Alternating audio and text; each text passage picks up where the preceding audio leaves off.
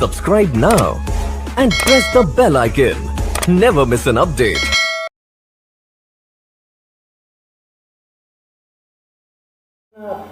ट्रेनिंगसाठी जो प्रोडक्ट घेतलेला आहे ते आहे कफनील कफ रिलीफ फॉर्म्युला. कफनील कफ रिलीफ फॉर्म्युला या प्रोडक्टबद्दल आज आपण व्यवस्थित सविस्तरपणे माहिती पाहणार आहोत. तत्पूर्वी ज्यांनी कोणी चॅनलला सबस्क्राईब केलं नसेल त्यांनी सबस्क्राईब करा, जेणेकरून येणारे जे अपडेट्स नवीन व्हिडिओ असतील त्याची नोटिफिकेशन तुम्हाला येत राहील. आणि त्याचबरोबर आपले प्रोडक्ट जे आहेत ते प्रोडक्टची इन्फॉर्मेशन, प्रोडक्टचं नॉलेज वारंवार पहा आणि त्यातून जास्तीत जास्त नॉलेज आपल्याकडे असल्यानंतर त्या प्रोडक्टबद्दल आपण समोरील व्यक्तींना, कस्टमरला पण चांगल्या प्रकारे सांगू शकतो. आणि जॉईनिंग करताना सुद्धा आपल्या प्रोडक्टची क्षमता जर आपल्यामध्ये असेल समजवण्याची, कारण प्रोडक्टची ताकद हेच आपलं भविष्यातलं एक शस्त्र असणार आहे, कारण आपलं प्रोडक्ट हीच सर्वात महत्त्वाचं शस्त्र आहे. तर त्यामध्ये आज आपण कफनील कफ रिलीफ फॉर्म्युला या प्रोडक्टबद्दल माहिती पाहत आहोत. तर कफनील कफ रिलीफ फॉर्म्युला या प्रोडक्टची माहिती आपण पाहत असताना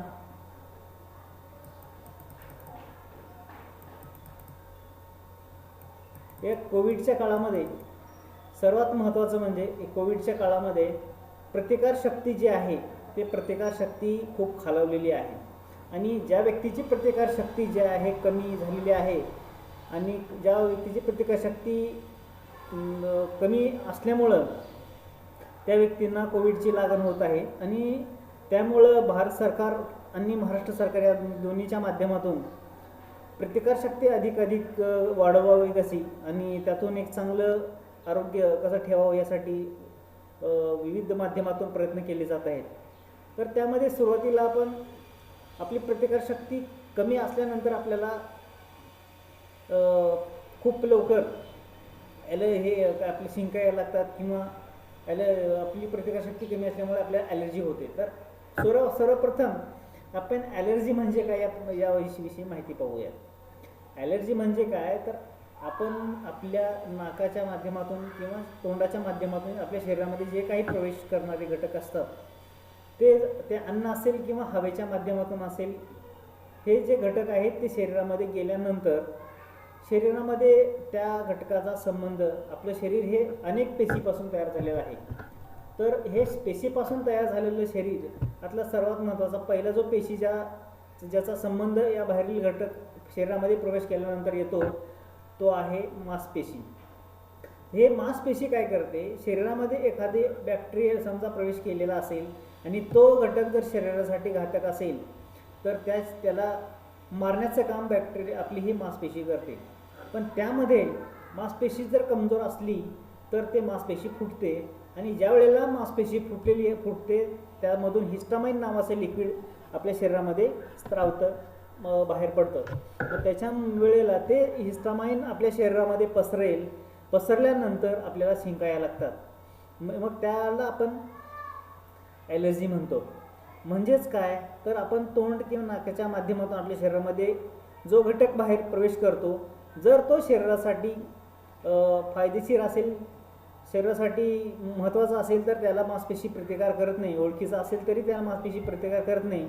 पण तो शरीरासाठी आपल्या घातक असेल तर त्यावेळेला आपली मांसपेशी त्याला प्रतिकार करते आणि त्या प्रतिकारामध्ये मांसपेशी जर फुटलेली मांसपेशी त्यातून हिस्टामाइन बाहेर पडतो आणि ते हिस्टामाइन आपल्या शरीरामध्ये प्रवेश केल्यानंतर आपल्याला शिंका यायला लागतात.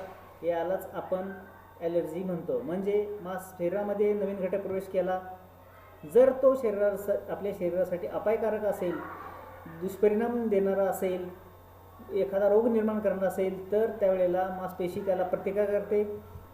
मांसपेशी त्यावेळेला प्रतिकार केल्यानंतर त्या कालावधीमध्ये जर मांसपेशी कमजोर असेल तर ते मांसपेशी फुटल्यानंतर त्याच्यातून हिस्टामाइन नावाचा लिक्विड बाहेर पडतो. ते हिस्टामाइन शरीरामध्ये प्रवेश केल्यानंतर आपल्याला शिंका यायला लागतात. यालाच आपण ॲलर्जी म्हणतो. आता मार्केटमध्ये या ॲलर्जीवरती काय उपाय आहे? मार्केटमध्ये यावरती काय उपाय आहे, तर मार्केटमध्ये यावरती एक उपाय आहे म्हणजे ते अँटीहिस्टामाइन. जर आपल्याला ॲलर्जी झाली असेल तर वारंवार शिंका येत असतील तर त्यावेळेला आपल्याला अँटीहिस्टामाइन लिक्विड किंवा टॅब्लेट्स दिल्या जातात. परंतु या अँटीहिस्टामाइन ज्या लिक्विड्सच्या माध्यमातून आणि लिक्विड किंवा टॅब्लेट्स ज्या आहेत त्या आपल्या हिस्टामाइन ज्या मांसपेशी जी आहे आपली त्या मांसपेशीला फुटण्यापासून रोखू शकत नाहीत. मात्र ते मांसपेशी फुटल्यानंतर जे हिस्टामाइन बाहेर पडतं त्यावरती ते काम करतात. त्यामुळं त्या मार्केटमधल्या औषधापासून त्या आपल्याला लाभ होऊ शकत नाही, आपली ॲलर्जी थांबत नाही. म्हणजेच थोडक्यात सांगायचं झालं तर आपल्या घरामध्ये जे पाणी फिल्टर शुद्ध करण्यासाठी आपण फिल्टर बसवतो तर ते फिल्टरमधून पाणी येत असेल, ते फिल्टरमधून पाणी आलेलं जे पाणी आहे त्या पाण्याला शुद्ध करण्याचं काम हे मार्केट करतं. परंतु ते फिल्टरच शुद्ध रिकवर करून त्याला दुरुस्त करण्याचं काम हे मार्केटमधलं कुठलंच औषध करत नाही. परंतु मार्केटमध्ये औषध न करत असल्यामुळं परंतु आपल्या प्रॉडक्टमध्ये ती क्षमता आहे. आणि एक सर्वात महत्त्वाचं म्हणजे की मार्केटमधले जे अँटीहिस्टामाइन जे प्रॉडक्ट आहे त्याच्यामध्ये मोठ्या प्रमाणात शुगर आणि अल्कोहोलचं प्रमाण असतं. आणि त्यामध्ये म्हणजे ते मार्केटमधले असणारे कफ सिरप्स त्याच्यामध्ये खूप मोठ्या प्रमाणात शुगर आणि अल्कोहोल असल्यामुळं ऑफिस वर्करसाठी ते काय योग्य नाही आहे. त्याच्यानंतर लहान मुलांसाठी ते दिलं जात नाही. त्याच्यानंतर ते प्रोडक्ट शुगरच्या पेशंटला दिलं जात नाही. कारण का त्याच्यामध्ये शुगरचं प्रमाण हाय असतं आणि अल्कोहोल असतं, त्यामुळे ते दिलं जात नाही. त्यामुळे आपले प्रोडक्ट हे कफनील रिलीफ जो फॉर्म्युला प्रोडक्ट आहे ते खूप अमेझिंग आहे. कारण अमेझिंग म्हणण्याच्या पाठीमागं कारण का तर अशा पद्धतीचं प्रोडक्ट बाजारामध्ये आत्तापर्यंत आलेलं नाही. इतक्या चांगल्या क्वालिटीचं हे प्रोडक्ट आहे. कारण का याचा पहिला जो महत्त्वाचा भाग आहे ते मांसपेशी जे आपल्या शरीरामध्ये एखादा नवीन घटक प्रवेश केल्यानंतर मांसपेशीचा त्याची संपर्क आला, त्या संपर्कातून मांसपेशी जर फुटल्यातून हिस्टामाइन बाहेर पडतं तर ते मुळात मांसपेशींना फुटण्यापासून थांबवतं. आपलं कफनील फॉर्म्युला जे आहे ते मांसपेशीला फुटण्यापासून थांबवतं. त्यामुळं मांसपेशी फुटण्यापासून थांबल्यानंतर हिस्टामाइन नावाचा जो लिक्विड पेशीमधून बाहेर पडतो तो निघण्याचा प्रश्नच निर्माण होत नाही. त्यामुळं आपल्याला ॲलर्जीची शक्यताच नाहीशी होऊन जाते. आणि तिसरी गोष्ट म्हणजे कफनील हे जे आहे ते आपली पचनक्रिया सुधारतं, मांसपेशींना फुटण्यापासून थांबवतं, हिस्टामाइन त्यामुळे बाहेर पडत नाही. त्याच्यानंतर पचनक्रिया सुधारतं. चौथी गोष्ट आहे युरिन प्रक्रिया सुधारते. यामुळे जर हिस्टामाइन आपल्या शरीरामध्ये फुटलेलं असेल तर ते युरिनच्या माध्यमातून बाहेर काढलं जातं.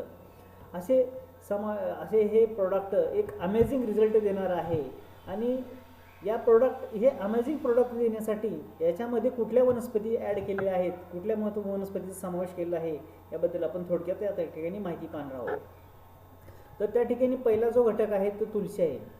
तुळशीचं एक सर्वात महत्त्वाचं काम म्हणजे ते प्रतिकारशक्ती सुधारण्याचं खूप मोठं काम करते. दुसरं महत्त्वाचं काम म्हणजे बॅक्टेरियापासून संरक्षण देण्याचं काम तुळशी करते आणि मेंदूला शांत ठेवण्याचं काम तुळशी करते.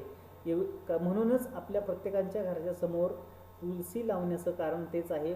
आपल्या भारतीय परंपरेनुसार ते तुळशी एक औषधीय वनस्पती म्हणून अनेक रोगावरती एक उपाय म्हणून ते लावलं जात होतं. पण त्याचं नंतर धार्मिकीकरण गेल्यामुळे त्याचं महत्त्व कमी झालेलं आहे. पण हे समजून घेणं महत्त्वाचं आहे. त्याच्यानंतरचा दुसरा जो घटक आहे वशाका. वशाकाचं हे खासियत आहे की वशाका हे आपल्या शरीरामध्ये जे कफ तयार झालेला आहे त्या कफला वितळवून बाहेर काढण्याचं काम करतं. त्यामुळं मार्केटमधलं जे प्रोडक्ट आहे ते प्रोडक्ट शरीरामध्ये निर्माण झालेलं जी कफ आहे त्या कफला घट्ट करून त्याला दाबून ठेवण्याचं काम करतं. परंतु कफ रिलीफ फॉर्म्युला जे आहे हे कफला वितळवून बाहेर काढण्याचं काम करतं. त्याच्यानंतरचा तिसरा घटक आहे कुलांजन व एस टीमधून. कुलांजन आणि एस टी हे मधूनचे हे खास वैशिष्ट्य म्हणजे ते प्रतिकारशक्ती सुधारण्याचे खूप मोठे काम करतं. त्यामुळे ॲलर्जी होत नाही. आणि आपल्याला कफ झालेला असेल ते कफ झाल्यामुळं आपण वारंवार खोकलत असल्यामुळं घसा दुखायला लागतो. तर हे दुखणं थांबवण्याचं कामसुद्धा हे आपलं एस टीमधून करतं. त्याच्यानंतर चौथा घटक आहे ते त्रिकटू. या त्रिकटू म्हणजे ह्या 3 घटकांचा समावेश या ठिकाणी केलेला आहे. त्याच्यामध्ये पहिला घटक जो आहे तो आलेज आहे, सुके आलेज आहे त्याची पावडर त्याच्यामध्ये समाविष्ट केलेली आहे. दुसरा घटक जो आहे त्याच्यामध्ये सुंठ आहे, सुंठाची पावडर समाविष्ट आहे. त्याच्यानंतर काळी मिरी. याचा असा एकंदरीत त्रिकटू तयार झालेला आहे. ह्या त्रिकटूचं वैशिष्ट्य म्हणजे आपल्या शरीरामध्ये बॅक्टेरियल इन्फेक्शनपासून सुधारणा करतात, त्याच्यानंतर प्रतिकारशक्ती वाढवण्यासाठी काम करतात, डायजेशन सिस्टीम सुधारण्यासाठी काम करतात. हे असे घटक आहेत. आणि त्याच्यानंतर पाचवे जे घटक आहेत, इतर जे घटक आहेत त्याच्यामध्ये बनाशा, कंठकारी, शती व सात पुदिना.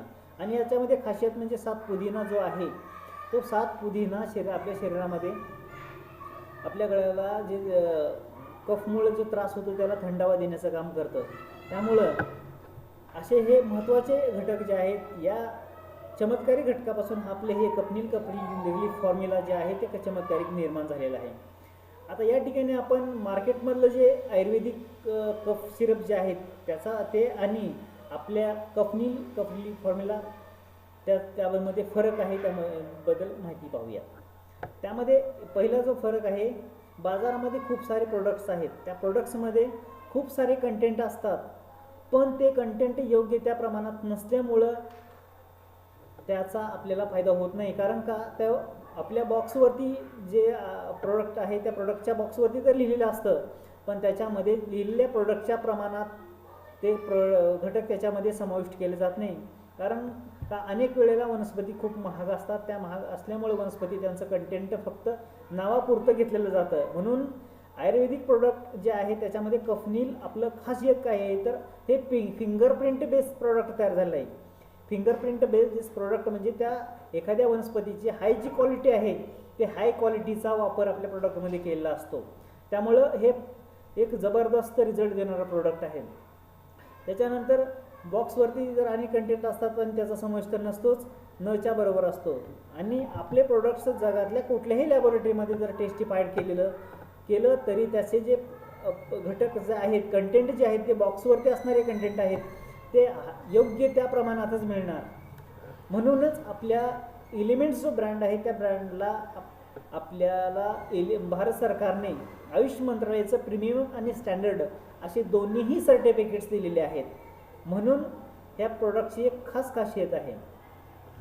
त्यामुळं आयुष मंत्रालयाने आपल्याला ह्या सर्टिफिकेट्स दिल्यामुळं, आणि सर्वात महत्त्वाची गोष्ट, ज्या वेळेला आपण आयुर्वेदिक प्रोडक्ट्स बाजारातून खरेदी करतो त्यावेळेला आपण हे प्रोडक्ट्स आयुष मंत्रालयाने प्रमाणित केलेले आहेत का हे पाहणं गरजेचं आहे. कारण का, बाजारामध्ये अनेक आयुर्वेदिक प्रोडक्ट्स आलेले आहेत आणि ते योग्य त्या प्रमाणात त्याचे कंटेंट नसतात आणि त्याची क्वालिटी पण नसते. आणि क्वालिटी चेक केल्यानंतरच आयुष मंत्रालयाचं जे आयुष मंत्रालय जे आहे आपलं ते ब्रँड आपली जे आहे ते त्याच प्रमाणित प्रीमियम आणि स्टँडर्ड असे सर्टिफिकेट्स त्या प्रोडक्टला देतात.